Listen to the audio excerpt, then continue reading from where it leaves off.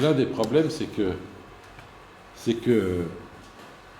on se demande souvent quelle est la part du génétique et la part de l'environnemental, par exemple, dans quelque chose. Vous avez déjà rencontré ce genre de questionnement, je suppose. La part de l'inné et de l'acquis. Et alors, c'est quelque chose qu'on rencontre tout le temps. Moi, je me souviens avoir vu une course de moto, par exemple, où le pilote, après avoir gagné, il y a un commentateur qui arrive et qui lui demande quelle est la part de la moto et la part du pilote dans la victoire. Et le mec, il a répondu 50-50. Et je me suis dit, mais qu'est-ce qu'il veut dire? Que sans la moto, il avait 2 fois moins de chances de gagner. Comment? Oui, la moto sans lui, même chose. Ouais. Qu'est-ce que ça veut dire 50-50? Vous voyez, je me suis demandé, j'ai cherché des images. Quelle est la part du filament et la part de l'électricité dans la lumière qui sort d'une ampoule? Comment? Il faut les deux, voilà. Il faut les deux. Il faut des gènes et de l'environnement pour faire un organisme. Mais n'empêche, moi je suis agronome, comme je vous l'ai dit, et nous on calcule des trucs comme ça. On calcule ce qu'on appelle une héritabilité. Alors qu'est-ce que ça veut dire? J'ai eu un collègue qui travaillait, d'ailleurs il a fini par arrêter pour les raisons dont je vous ai parlé tout à l'heure, il travaillait sur l'héritabilité du QI. Il a trouvé des résultats que j'ai trouvé pas très surprenants parce que je n'avais pas été élevé dans cette idéologie-là. Il a trouvé que en gros le QI d'un enfant dans les années 80 en France, et cette précision est importante, on va voir pourquoi, c'était de l'ordre de moitié-moitié. C'est-à-dire que le QI d'un enfant dans les années 80 était en gros égal à la moyenne du QI de ses parents biologiques et de ses parents adoptifs, quand ce n'était pas les mêmes. Dans la bonne société française de gauche, c'est quand même une surprise. On s'attendait à ce que ce soit vachement plus proche des parents adoptifs que des parents biologiques. Voilà. Il a publié ça, après il a voulu continuer là-dessus, il a eu des ennuis de folie, il s'est fait traiter de nazi dans les journaux, il a arrêté. Bien alors, qu'est-ce que ça veut dire de parler de la part? Vous voyez, comment est-ce qu'on peut décider d'une part? Je dis au fond, c'est vrai, une ampoule c'est un bon exemple, parce que si jamais je vais dans une maison et qu'il y a des ampoules qui marchent et d'autres pas, je vois de la lumière à certaines ampoules, d'autres pas, je peux me poser la question, est-ce que quand ça ne marche pas, c'est parce que l'électricité n'arrive pas ou parce que le filament est cassé? C'est une question importante, parce que si dans 90% des cas c'est le filament, je vais acheter des ampoules, si dans 90% des cas c'est l'électricité, je refais l'installation. Il faut bien comprendre que c'est exactement la même chose pour ce qui concerne l'héritabilité.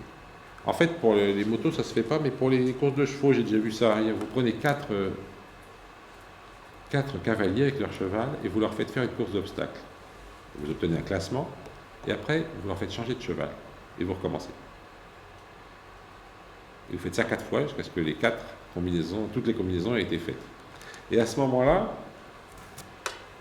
et bien avec ça, vous pouvez dire quelle est la part du cavalier et la part du cheval dans la victoire.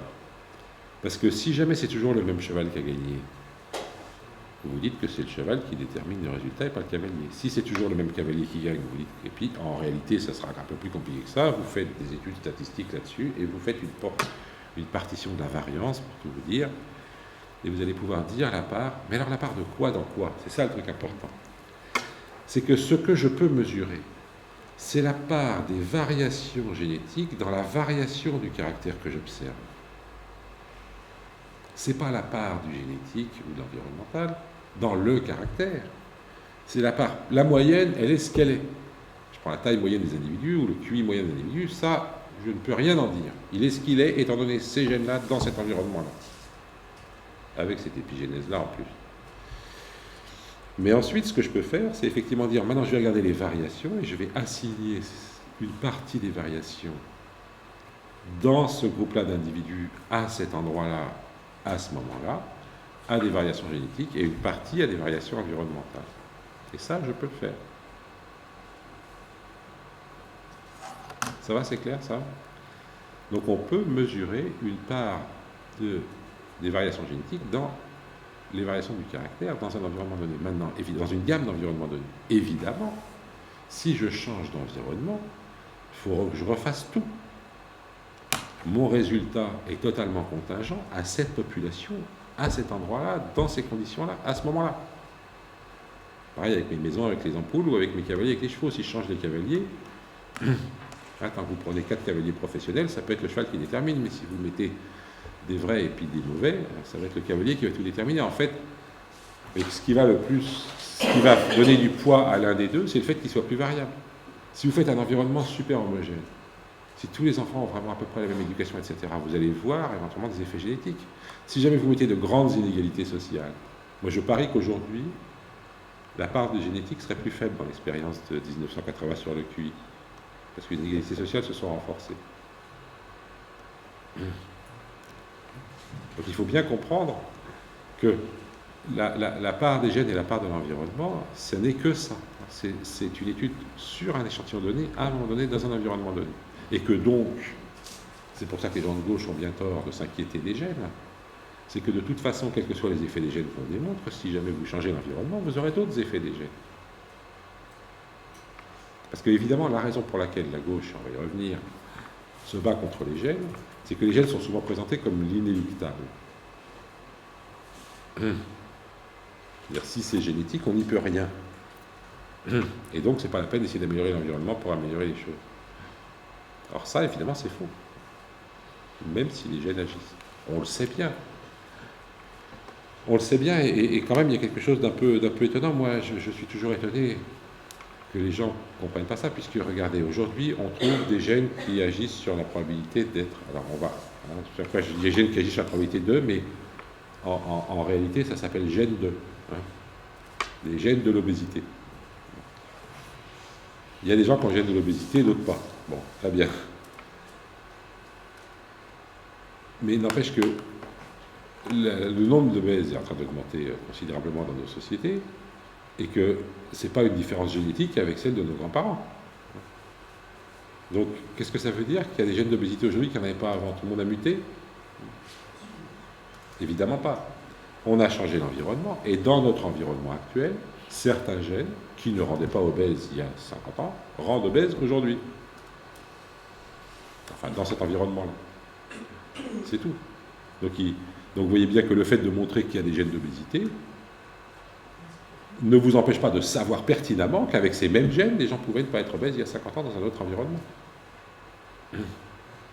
Donc tout le monde pourrait savoir ça, et comme ça arrêterait un petit peu ce débat stupide sur le fait de savoir si c'est génétique ou pas, et du coup si c'est de droite ou de gauche. Voilà, alors, l'un des problèmes qu'il y a derrière tout ça, sur lequel je voudrais insister, c'est sur le fait que la biologie reste une science largement empirique. Donc tout ce que je vous raconte là, c'est un petit peu de théorie, mais malheureusement, on est encore dans l'empirisme fort. Je vous ai montré tout à l'heure, pour illustrer le concept d'espèce, cette photo que j'ai tirée d'un livre de Tournier qui s'appelle « Des clés et des serrures ». Je m'arrêterai là-dessus pour ce matin. Quand j'ai projeté cette photo dans des conférences grand public, souvent des gens sont venus me voir, en général après, discrètement, en me disant « Qu'est-ce que ça donne ?»